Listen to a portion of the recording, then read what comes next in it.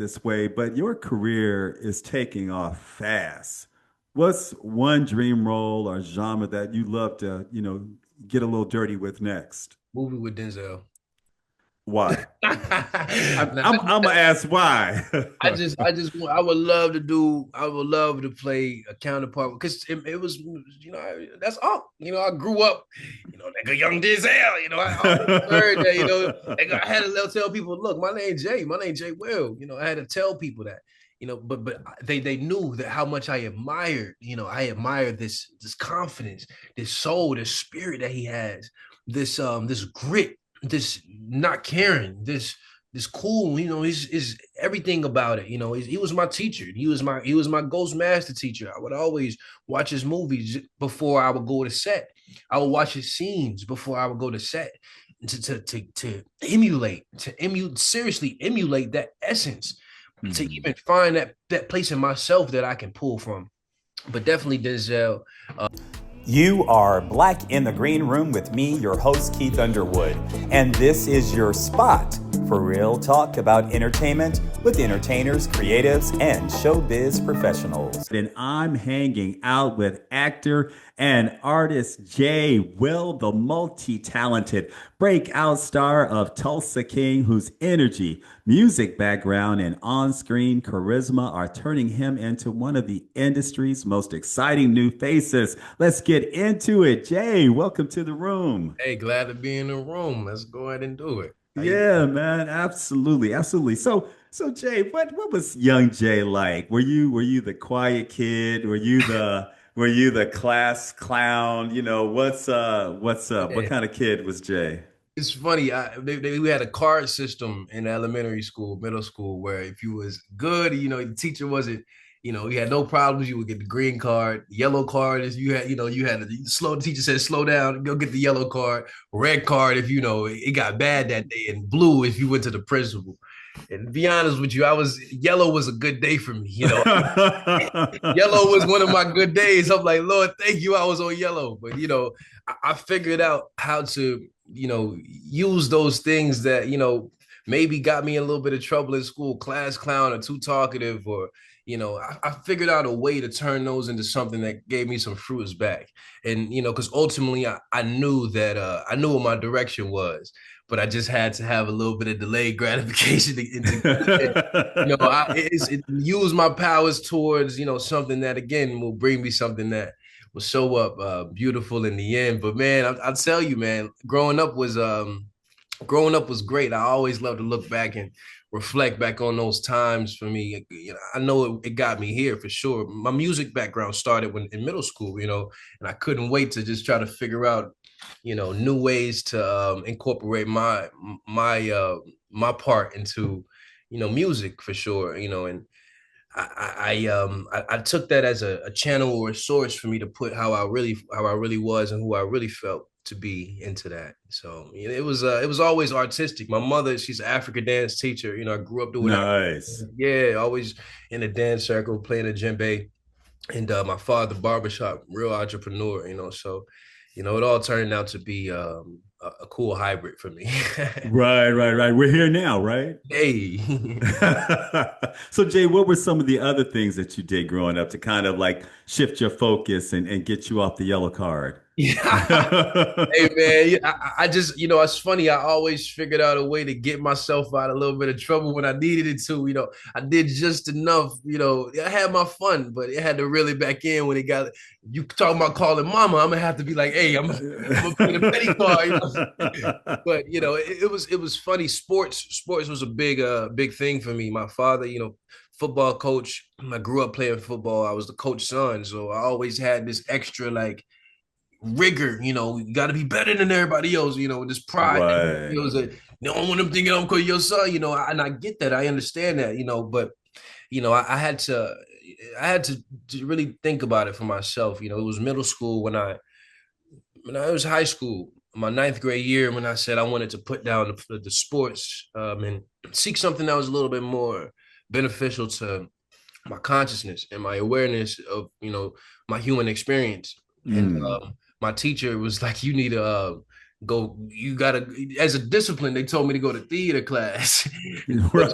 It's like, go with the theater, go with the thespians, be with the nerds. And I'm like, all right. But I get in, I'm in the class, and and the teacher knew me to be, again, the class clown, maybe talkative, and and kind of made an example out of me. Came and put this long text on me. Memorize this by next week. You're gonna go in a tournament with us, competing and doing acting for against other schools and around the country. What is this? But ironically, I always been around older people, and I always looked at what they did that helped them to be where they were. And at that time, I'm ninth grade. I'm kicking it with the seniors, and Right. they were giving me the sauce about how to navigate. And I saw the track of what it was after senior year for them. So I figured, I really love this acting thing. I want to take this to another level where I can really train and specify my craft, really craft it how I need, get my technique on point, because the passion was never an issue for me. I can be my theater school teacher with, Jay, you could get up there and read the Shakespeare. You don't even know what you're talking about, but you're feeling it. I'm like, yeah, I don't know what these does thou and art words. I don't know that. But I felt this calling towards this just giving, my voice. I felt like my voice was a frequency that could change people or make them think themselves, and I kept going down that lane. But again, it goes back to my mother. When I was 6, man, she sat me and told me to come to the bathroom. She says, look in the mirror. And I'm looking, and I'm like, I'm over here laughing, like she got me looking at myself. Like, no, seriously, look. But I'm laughing because I'm starting to be broken down. And I started to like really see. My mom said, look. And I blankly looked, and tears just rolling down my face. She said, that's who you are. That's who you are. And not about the mirror, but that thing inside. And that's when it would really awaken for me.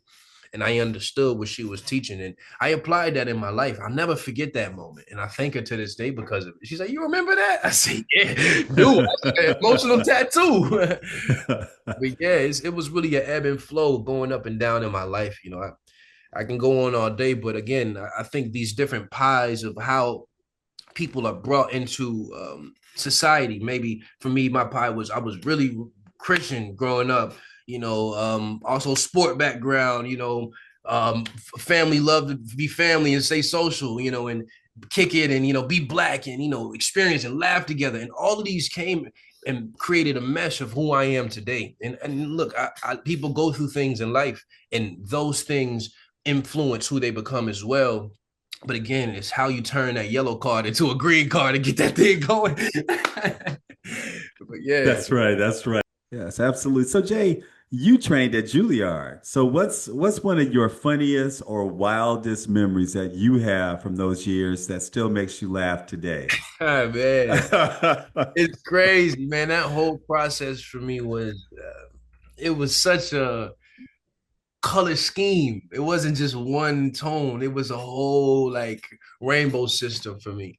And I came in, not having done theater again, or knowing the etiquette of what it's like to be studying theater. I came in from where I came from, and now I'm around all these white folks who are, speaking so highly and so eloquently about the things they know about Shakespeare and Chekhov, and like this different type of ism that's going on. And I'm like, I ain't never seen this before. Like, we dealing with racism over here. And now I'm in the room, and it might be a racism, but this a different ism. So I'm like, what's going on here? So I'm there at the school, and I start to meet people that were going through a similar experience.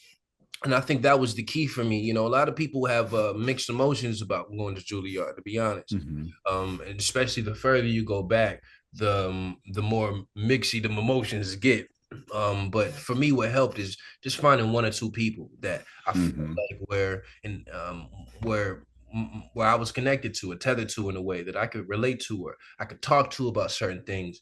And for me, it was a brother that was a jazz musician named Rashawn Salam, and he to this day is one of my best friends, and it helped me to be able to I guess expand my own curiosities, and not just in acting. Again, I always felt like the art thing is so much more vast than we make it. We put it into pieces of pies and like put small slices and says this is theater and this is music and that's like, blase blase, but ultimately it all comes from the same doggone place. And I started to understand this when I got to Juilliard, when I started to listen into the other classes. And I'm hearing the same things being taught, but in a different way that they can hear it as a dancer or as a visual artist or opera singer.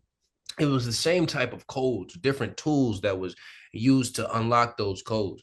And I mean, I was, I was very curious. I'm excited about this new knowledge that I got a whole library that ain't ran down like these South Carolina people out here.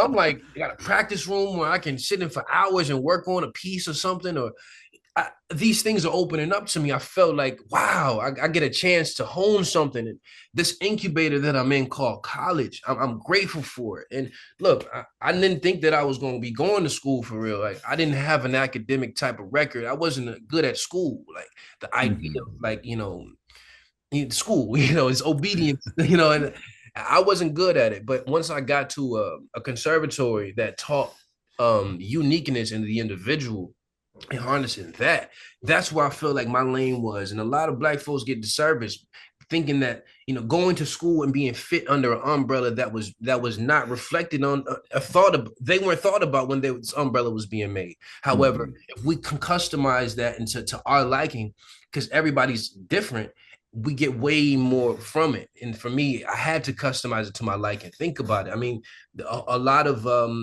structures that were in the program were catered to a lot of white men, and even from a white woman's perspective, they still had to cater to this level of misogyny and gangster, just to be honest with you. And I had to like learn how to find my way of combating this and putting my voice in the room. And I never forget, this is something that I always felt so passionate about talking about, was code switching in acting. As a trainee in acting, learning how to be yourself, yet still having the code switch in the work. Disservices the Black actor in the expression of their true self, because they're doing two different layers of it. They have to say it's a Shakespearean text of a 10-syllable line. They got to break it down from Shakespeare. Then they got to break it down to something that counterparts can understand. Then we got to break it down for us to understand it, where our white counterparts don't got to do all that.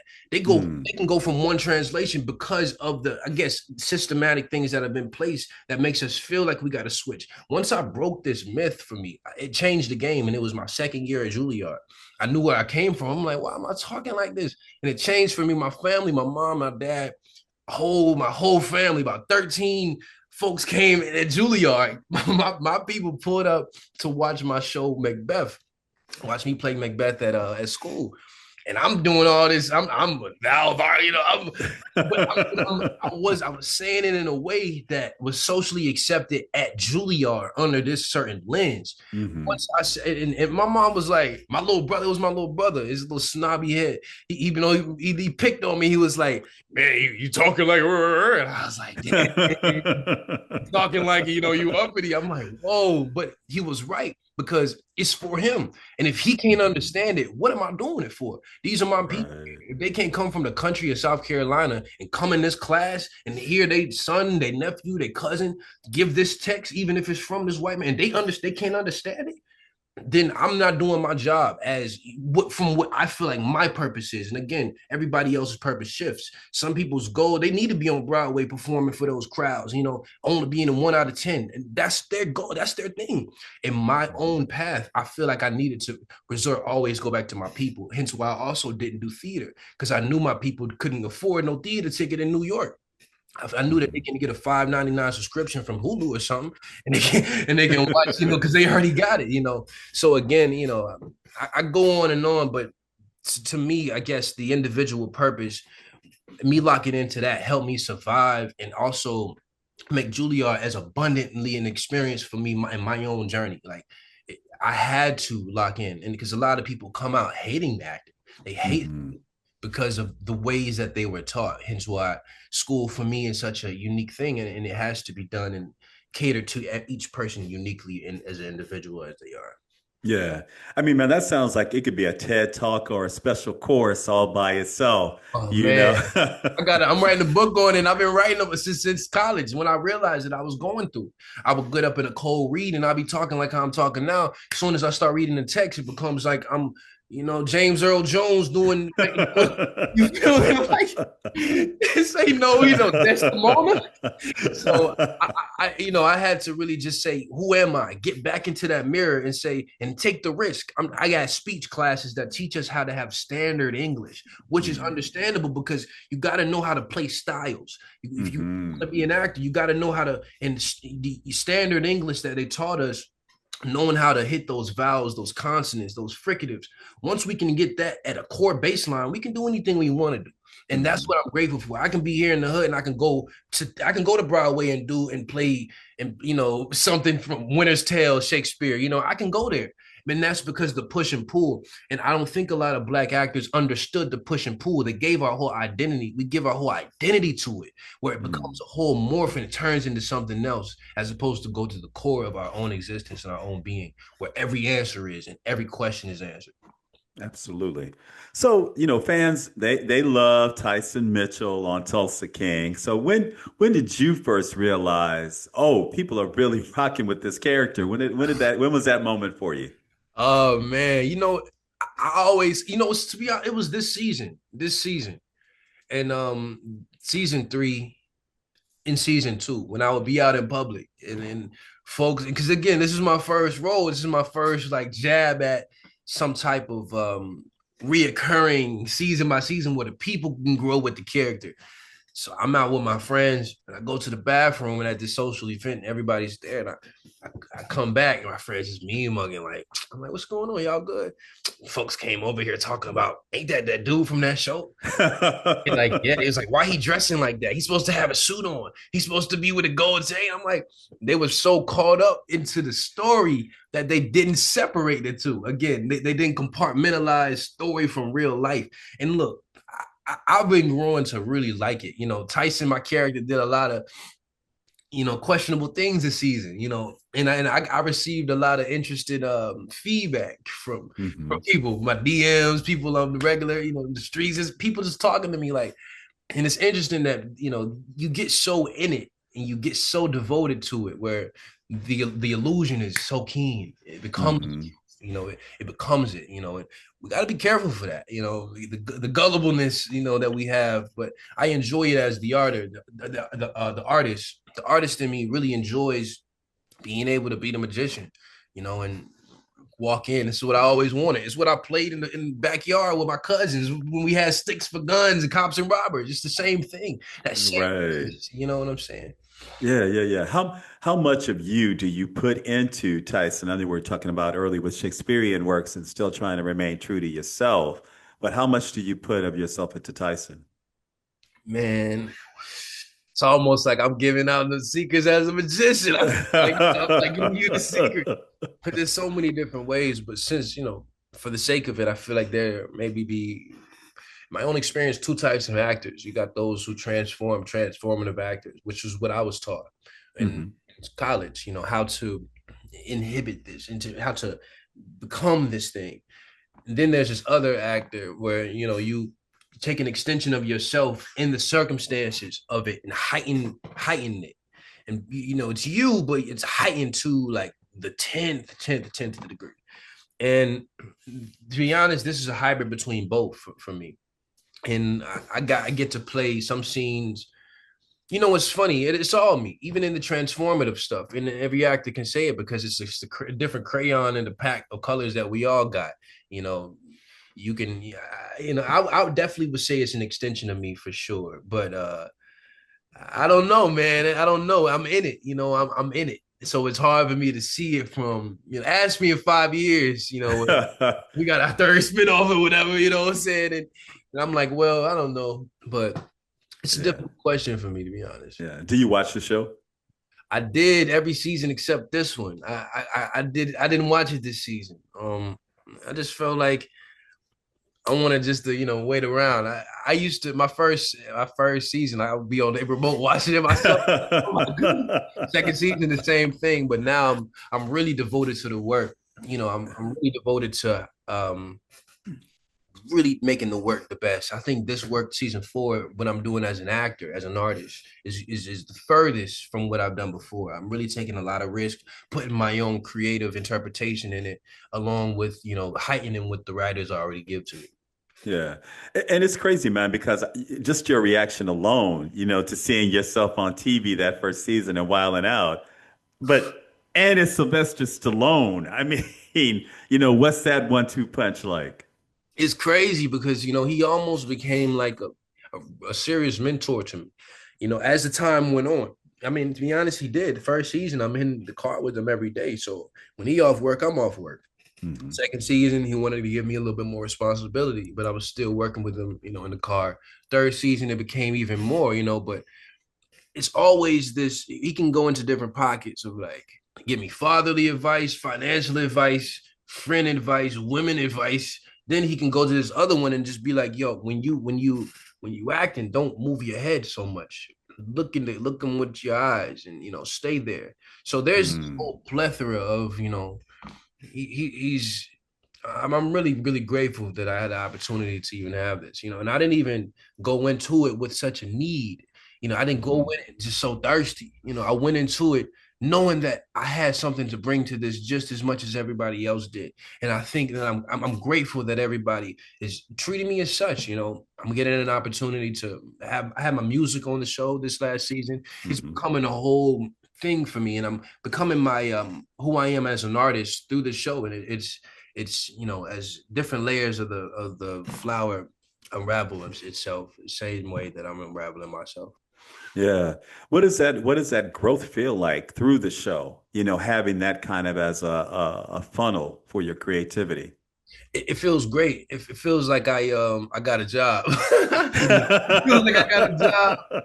It feels like I got a purpose. It gives me like but again, to be honest, my purpose was way first before this job. And I had that way before I had the opportunity. But this gave me another way that I can harness and cultivate myself, cultivate me speaking up in the room, put my voice in the room, saying, and also I'm learning so much. I didn't learn half of the shit that I'm sorry, half of the stuff No, that no, you good. I learned at Juilliard. I didn't learn half of the stuff I'm learning out here. It's a whole new education when you are in the game. Like you can dribble and do your drills all you want to, but when you get in the game, it became I knew how to play with angles. I learned how to, I learned how to play with the camera. I learned how to work with my partner. I learned how to be able to give different versions of takes and have something that the editor can play with by the end of it, and really get fly and funky with it, like a musician. Yeah. And again, all of it works together in one accord as I'm making my music, and I see so many similarities in the same thing. So I don't separate it. I keep it as one. Absolutely. So, you kind of, like I mentioned Sylvester Stallone in the last segment, but now, you've moved on up to Samuel L. Jackson, on this backdoor pilot for Enola King. So, what was one of the coolest or most surprising things about sharing a set with Mr. Jackson? Oh man, it happened so fast, and it happened so sudden. Didn't expect it, but just again the relatability, man. I walked in and I felt like it was my uncle at a cookout that you ain't seen in about 10 years. Like, but it was so cool. I was grateful that I got to even share the space with him, just sitting there and nothing had to be said, just taking in the same energy, and taking in the same space. It made me feel like I think back to again the mirror, and I think Hmm. back to those visions that I had. I knew I would be as a young kid, and to have the bookend of it, or just a connecting dot, it blows my mind.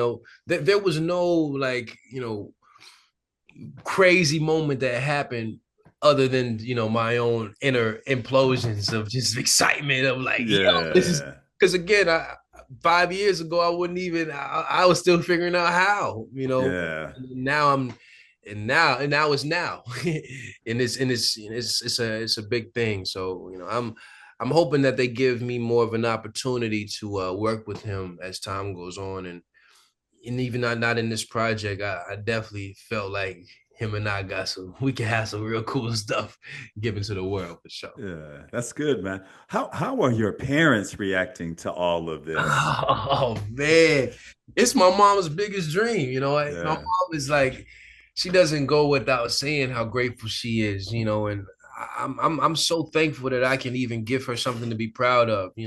That's all I really wanted. And I always talked about, Mom, I'm gonna do this for you. I'm gonna do this for you as a kid. And now she's seen it. Now she's seen it happen. And it's kind of blowing her wig back, to be honest with you. And it's anything to not let my mama stress. It makes me feel so good. She worries. My mom worry. Any good mother going, over excess herself with, unnecessary worries. And she worries a lot. She worried a lot, especially in those times where she didn't know. I took the high road. I was the black sheep Mhm, who left the South and said, I got to go chase something. Ain't nobody went to New York where I was from. New York was mhm. like a movie. It was like, it must be the New Year's coming up. Like, no, I'm about to go to New York to chase my dreams. And I was the first one. And I didn't tell my mother. I kept it clean. I didn't tell nobody. I flew out there, and ever since I went to New York, she didn't know what was going. She didn't know how, she didn't know how it was going to happen, and it's different from me being there, and she can just be like, here, you good, and as opposed to go fly, and you don't know where he at, you don't know what he got going on. Mhm. But I just told her to trust, and I told her to trust it. And my mom is, again, one of the biggest inspirations of my life. Just to see her easy, to see her calm, see her feet kick back. I know she worked so hard her whole life just trying to get me in this position, but it's my biggest goal and aspiration right now, just to see her, cool. And my dad, same way. He's so grateful. He's so happy about it. He's so happy about how things are turning out.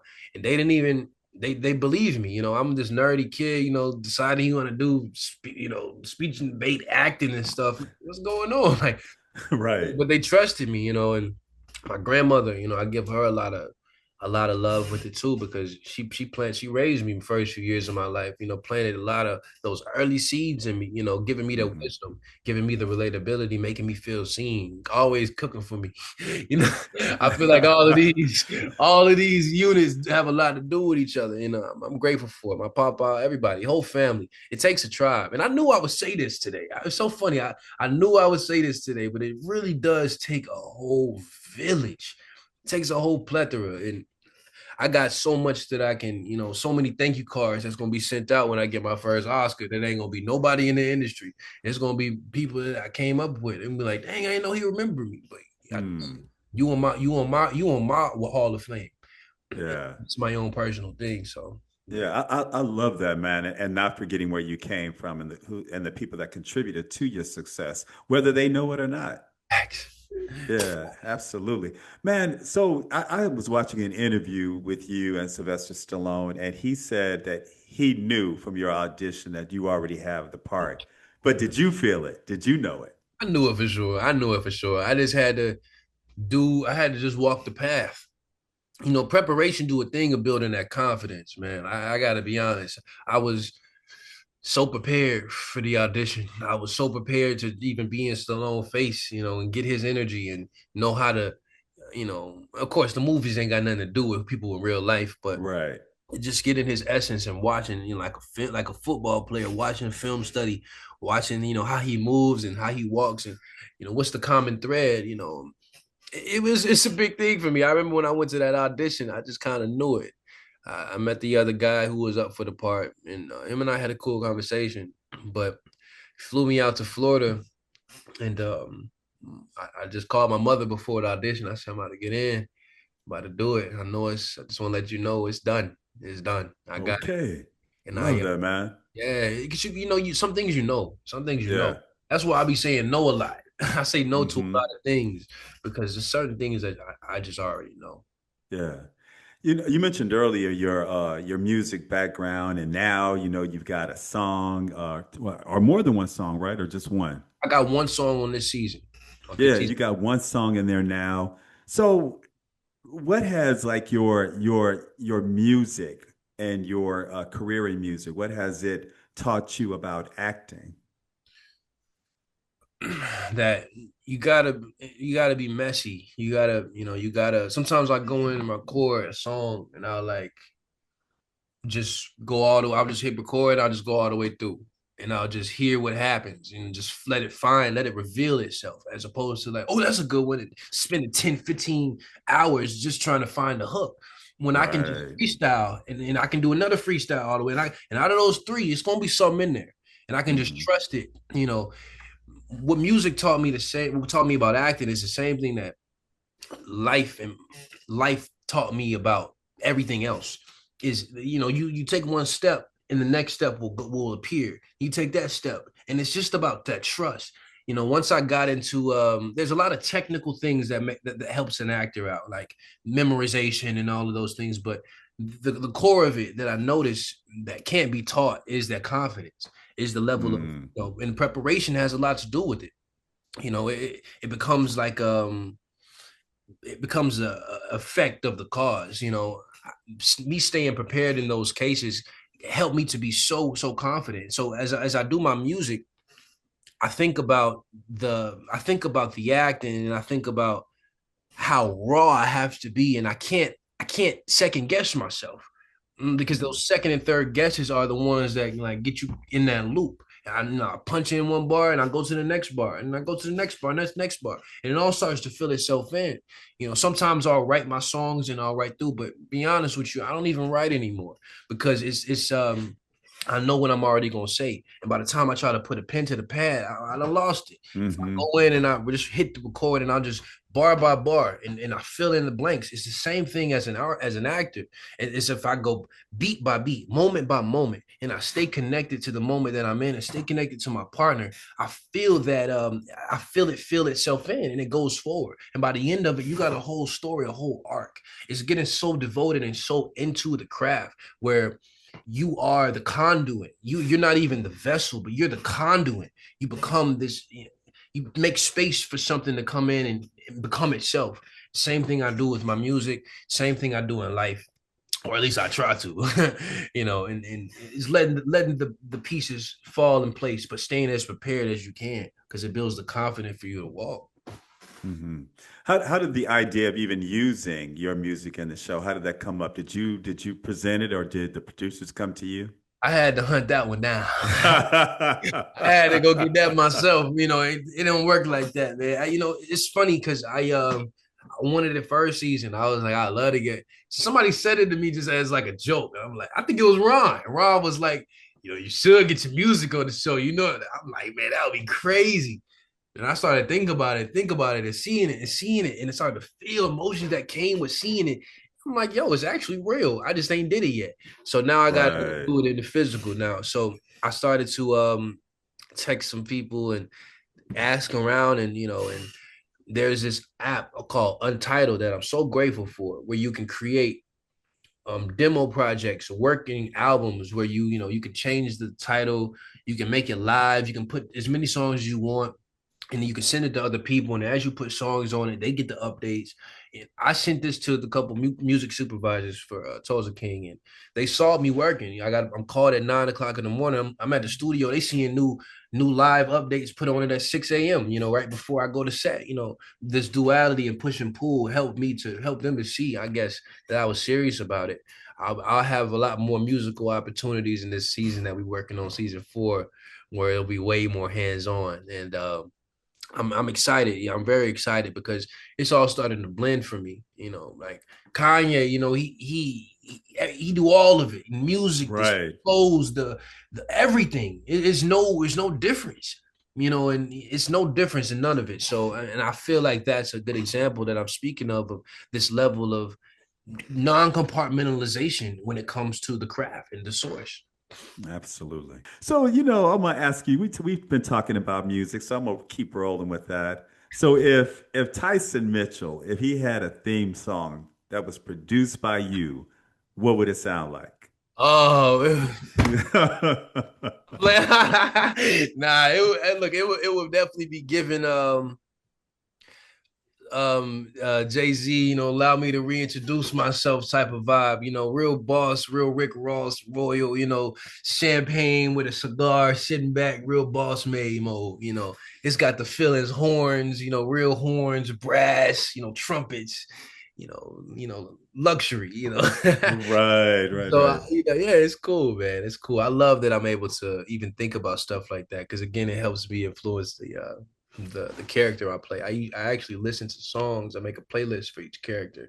Nice. I give them an astrological sign. Well, Tyson. what is Tyson? No, Tyson got a big three. He gets moon Okay. rising and sun. Tyson's moon is Taurus. Tyson's rising is Virgo, and Tyson's sun is Pisces. Yeah, so That's a don't ask lot. me how. Don't ask me. It's my preparational work to get it together. I get it, man. I get it. I understand definitely. Where do you want to see Tyson go? I mean, how do you want to see the character grow? I want to see Tyson mature to get to his own family making. He makes his own franchise. He has his own thing going on, and I think that's something that's in Tyson's near future. He takes all of these notes from Dwight for a specific reason.